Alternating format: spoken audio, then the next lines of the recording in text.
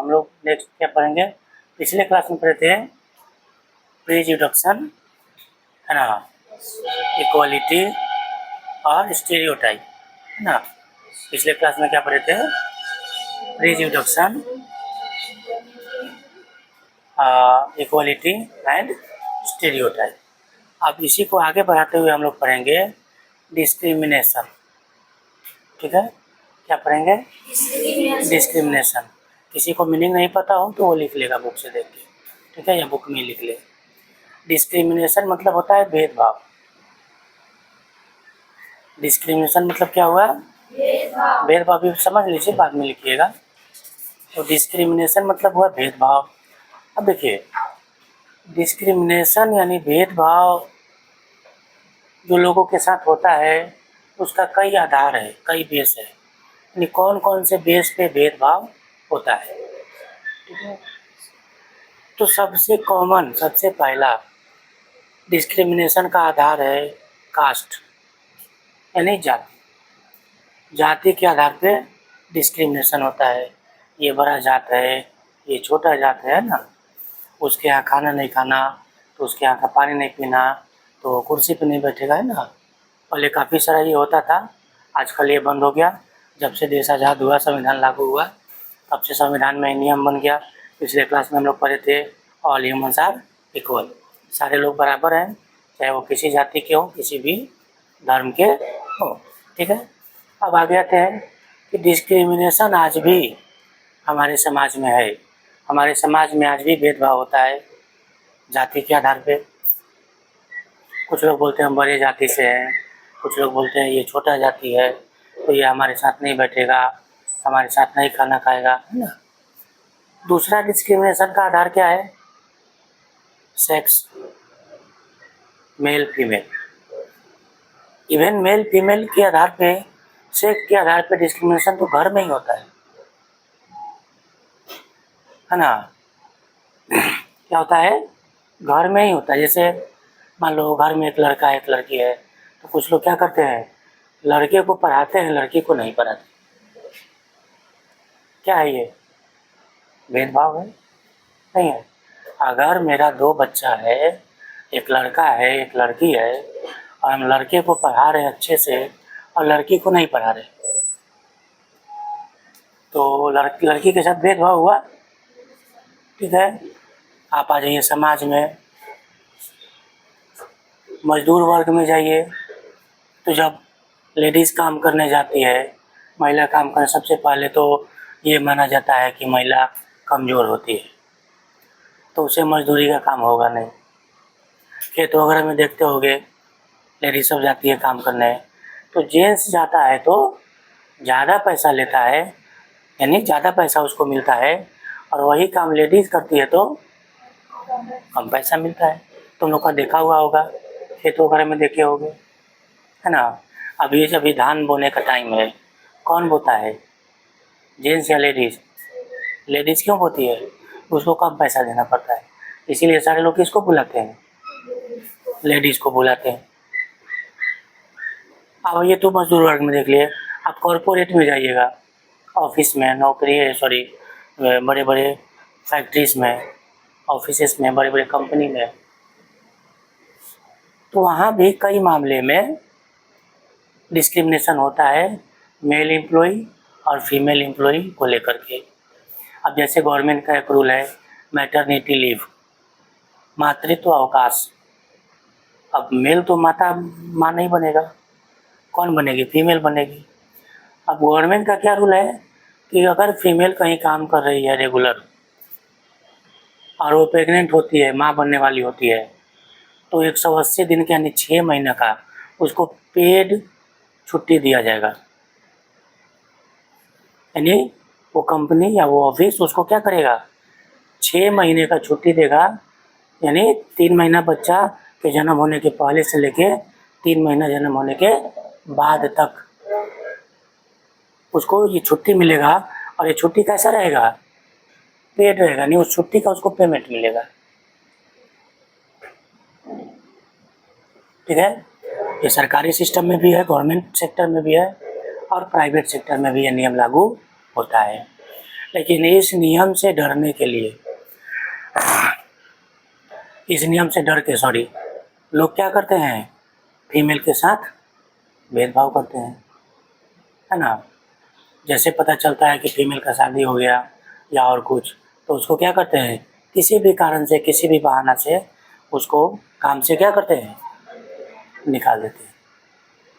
लड़की तक संभव है, चलता है, रख लेते हैं, लेकिन जैसे ऐसे मैटरनिटी लीव देने का टाइम आता है, वैसे ही क्या किया जाता है, उसको काम से। तो एक तो ये भेदभाव हो गया।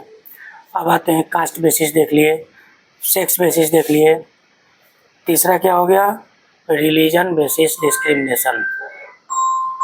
क्या,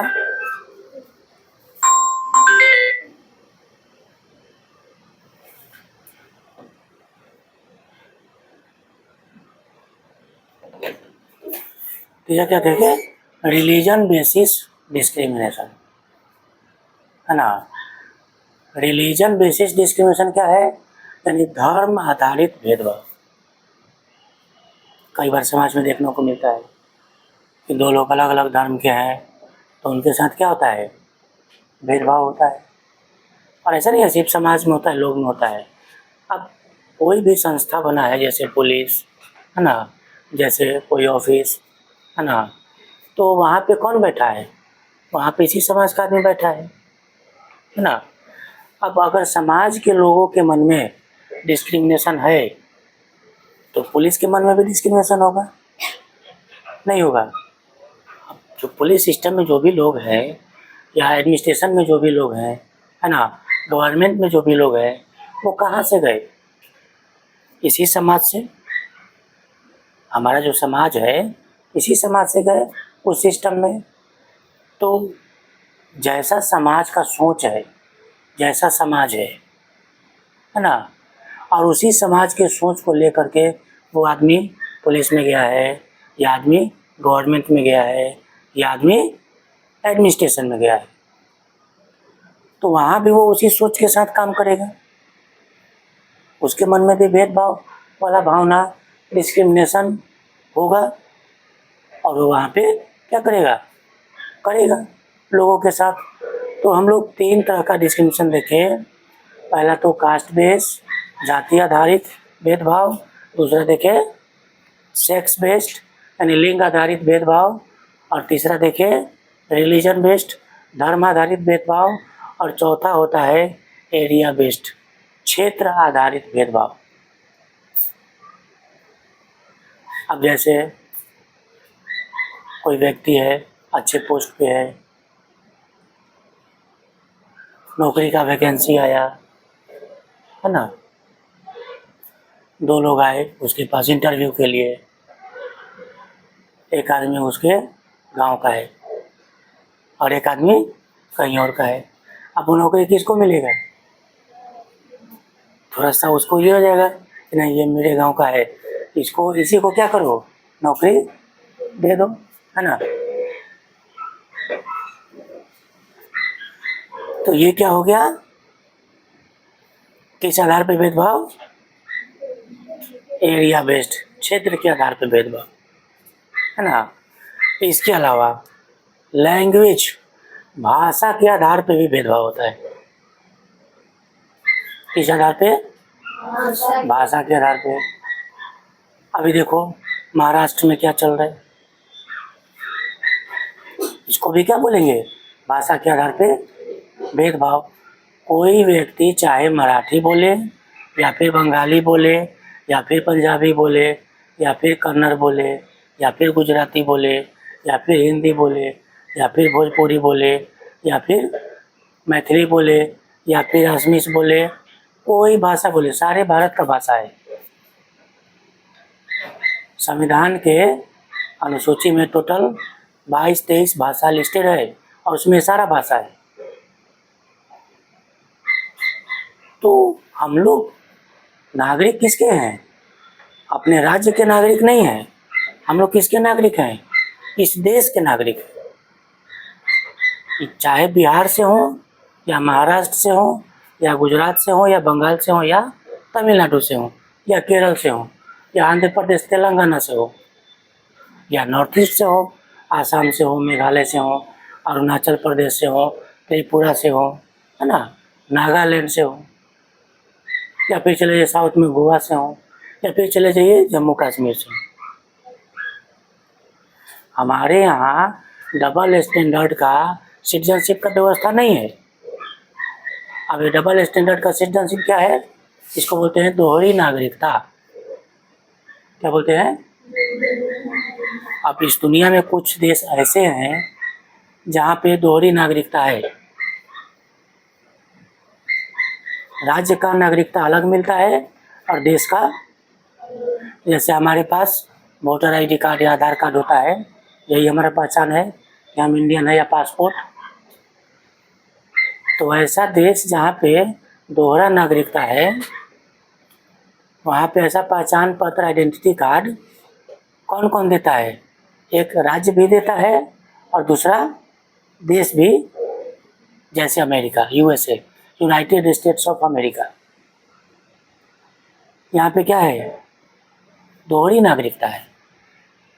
राज्य अपना भी सिटीजनशिप देता है और देश, हमारे यहाँ ऐसा कोई व्यवस्था नहीं है इंडिया में। इंडिया में क्या है? सिंगल सिटीजनशिप है, एकल नागरिकता।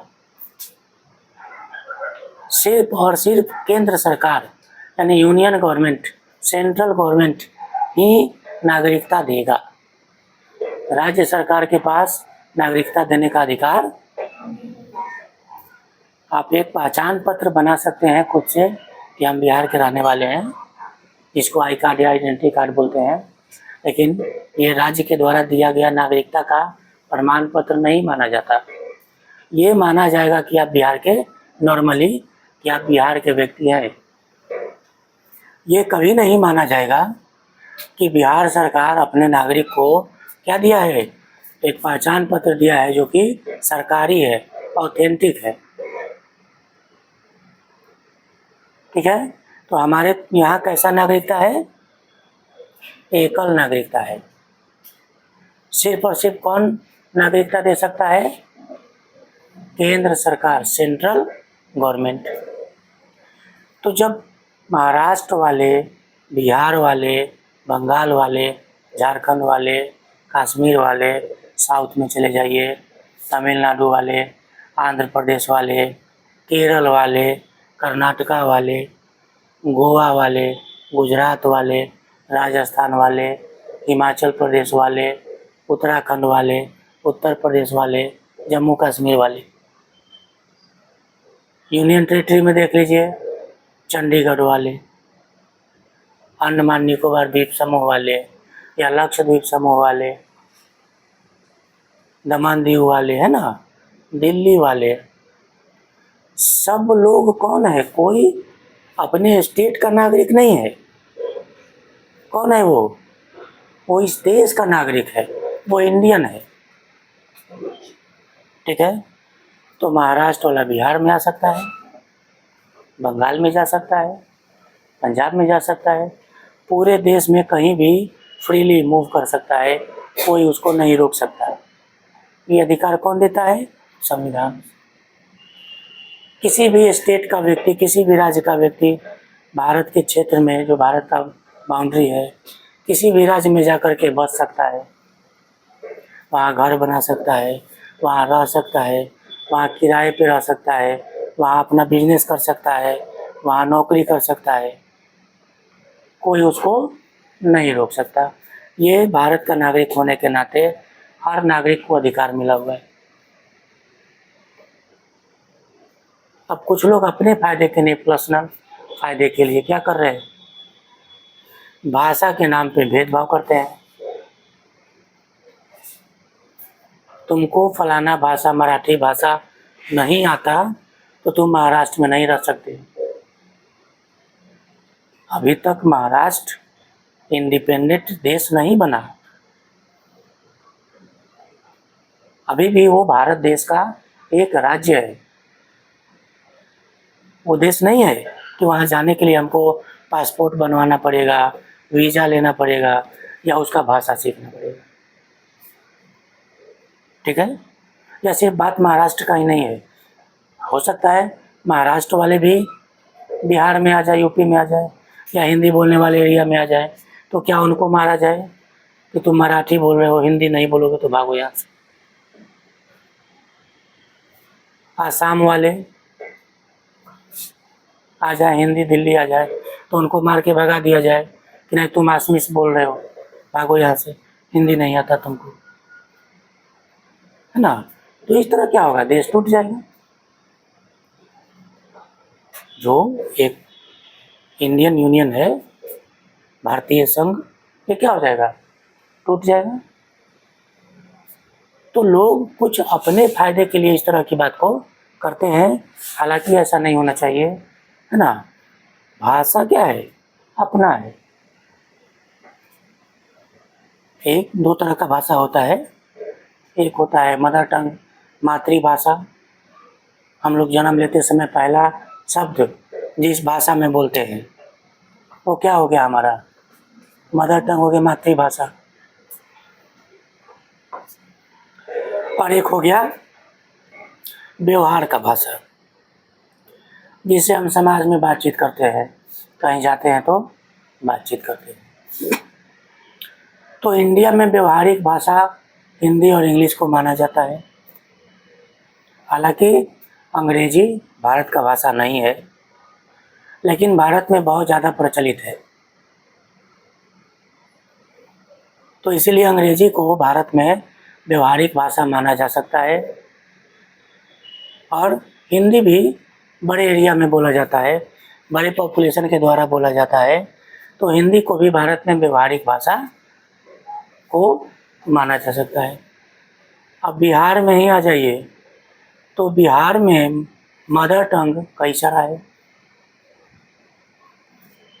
हम लोग भोजपुरी बोलते हैं, कुछ लोग मैथिली बोलते हैं, कुछ लोग मगही बोलते हैं, है ना। अब हम लोग तो नहीं बोलते कि भाई जो यहाँ आएगा वो उसको भोजपुरी बोलना होगा, नहीं। अब पंजाब में लोग पंजाबी बोलते हैं, तो क्या ये थोड़ी होगा कि जो पंजाब जाएगा वो पंजाबी में ही बात करेगा, नहीं। वो उन लोगों का व्यवहार का भाषा है, वो उन लोग अपना आपस में बात करते हैं पंजाबी में। लेकिन कोई बाहर वाले जाते हैं तो वो इंग्लिश में बात करता है या फिर हिंदी में बात करता है। अब मान लो कोई इंडियन विदेश गया, जैसे मान लो जर्मनी गया, तो वहाँ का अपना भाषा है जर्मन, तो क्या उस इंडियन को, अब मान लो उसको इंग्लिश आता है या अपना मदर टंग आता है, लोकल लैंग्वेज जो उसका है, तो क्या जर्मनी से उस भारतीय को इसलिए भगा दिया जाएगा कि नहीं तुमको जर्मन बोलने नहीं आता, जाओ पहले जर्मनी का भाषा सीख के आओ। कोई रसिया चला जाए तो तुमको रसियन भाषा बोलने नहीं आता, जाओ पहले रसियन सीख के आओ। तो ऐसे तो कोई विदेश में जाए ही नहीं। कोई फ्रांस जाएगा तो उसको बोलेगा, मान लो एक व्यक्ति मेरे जैसा जिसको जर्मनी भी जाना है, फ्रांस भी जाना है, रसिया भी जाना है, जापान भी जाना है, तब तो मेरा ज़िंदगी बीत जाएगा 4 देश का भाषा सीखने में। पहले जर्मनी जाने के लिए जर्मन सीखो, फिर वहाँ से लौट के आए। अब रसिया जाना है तो फिर रसियन सीखो, और कहीं चाइना जाना पड़ गया तो फिर वहाँ का भी भाषा सीखो, फ्रांस जाना पड़ गया वहाँ का भाषा सीखो। तो मेरा लाइफ, मेरा जीवन किस चीज़ में बीत जाएगा, भाषा सीखने में ही बीत जाएगा। तो इस परेशानी को दूर करने के लिए एक सिस्टम बनाया गया है कि आपका मदर टंग जो है सो है, और एक रहेगा पूरे देश का या पूरे दुनिया का व्यवहारिक भाषा। तो पूरे दुनिया का व्यवहारिक भाषा क्या है, इंग्लिश। इंटरनेशनल लैंग्वेज बोलते हैं इसको। आप जर्मनी के हैं, अपना भाषा बोलिए, कोई आपको नहीं रोक रहा है। आप जिस भी देश के हैं अपना भाषा बोलिए, कोई भी आपको नहीं रोक रहा है। लेकिन जब आप किसी और देश में जाइए या कोई और आपके देश में आता है, तो फिर आप व्यवहारिक भाषा बोलिए, या तो इंग्लिश या जो प्रचलित है। तो एक व्यक्ति को, अगर पढ़ा लिखा व्यक्ति है तो 2 या 3 भाषा उसको आना चाहिए मेरे हिसाब से। जैसे अगर हम लोग इंडियन हैं तो हमारा मदर टंग तो जो हम लोग जन्म लेते सीखते हैं वो भाषा तो मेरा है ही।